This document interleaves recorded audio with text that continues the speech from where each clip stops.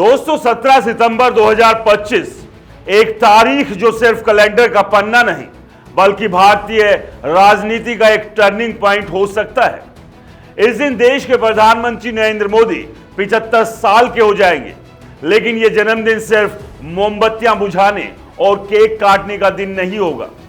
यह वो दिन होगा जो तय करेगा कि क्या नरेंद्र मोदी, जिन्होंने पिछले एक दशक से ज्यादा वक्त तक देश की सत्ता की बागडोर संभाली, अब भी प्रधानमंत्री की कुर्सी पर बने रहेंगे या फिर उनकी ही बनाई नीति उनके लिए गले की फांस बन जाएगी।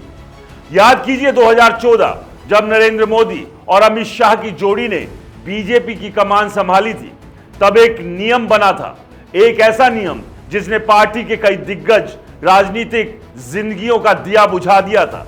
75 साल की उम्र पार करने वाले नेताओं को सक्रिय राजनीति से रिटायरमेंट का रास्ता दिखाया गया।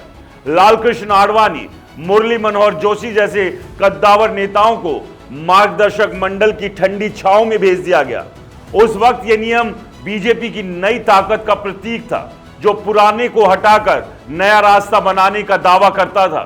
लेकिन अब वही नियम, वही चिराग क्या उसी आला कमान को अपनी लपटों में झुलसाने वाला है जिसने इसे जलाया था?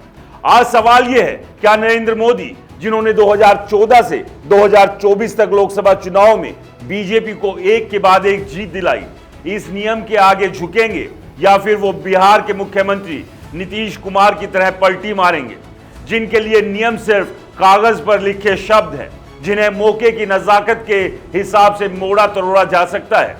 नीतीश, जिन्होंने गठबंधन बदलने की कला को एक नया आयाम दिया, क्या मोदी के लिए प्रेरणा बनेंगे या फिर संघ, जिसे 2024 के लोकसभा चुनाव से पहले जेपी नड्डा ने हमें जरूरत नहीं है कहकर बर्फ में दबाने की कोशिश की थी, क्या इस बार मोदी को जन्मदिन का तोहफा देगा? प्रधानमंत्री की कुर्सी छीनकर 2024 का लोकसभा चुनाव बीजेपी के लिए आसान नहीं था। इस सब के बीच पहलगाम हमले और ऑपरेशन सिंदूर के बाद मोदी की लोकप्रियता पर सवाल उठे। कुछ लोग कहते हैं कि विदेश नीति और कूटनीति की बड़ी बड़ी डींगे हाँकने वाले मोदी अब उस चमक को खो चुके हैं जो कभी उनकी पहचान थी। सोशल मीडिया पर भी आवाजें उठ रही है। एक एक्स यूजर ने लिखा, संघ अब 75 साल का बहाना बनाकर मोदी को हटा सकता है। दूसरी तरफ विपक्षी नेता जैसे सुप्रिया श्रीनेत और जयराम रमेश ने पहले भी इस नियम की याद दिलानी शुरू कर दी है। सुप्रिया ने 2024 में लिखा था, मोदी जी 17 सितंबर 2025 को आप 75 साल के हो जाएंगे, तो क्या आप भी मार्गदर्शक मंडल में जाएंगे? लेकिन यह इतना आसान नहीं है। बीजेपी के भीतर का समीकरण और संघ का प्रभाव ऐसा नहीं कि कोई एक नियम सारी कहानी तय कर दे। जेपी नड्डा का कार्यकाल भी खत्म हो चुका है और नए राष्ट्रीय अध्यक्ष की तलाश में पार्टी अभी उलझी हुई है। क्या संघ इसे मौके पर अपनी ताकत दिखाएगा या फिर मोदी, जो अपनी छवि को विकास पुरुष और विश्व गुरु के रूप में चमकाते रहे, इस नियम को बदलकर खुद को अपवाद घोषित कर देंगे?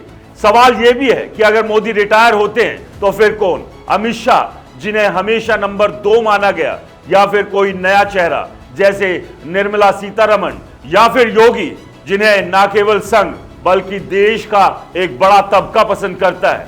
दोस्तों 17 सितंबर 2025 को सिर्फ नरेंद्र मोदी का जन्मदिन होगा, बल्कि ये दिन भारतीय राजनीति के लिए एक नया अध्याय लिख सकता है। क्या नरेंद्र मोदी इस नियम को तोड़कर इतिहास बनाएंगे या फिर वही नियम जो उन्होंने बनाया उनकी सियासत का अंत लिखेगा?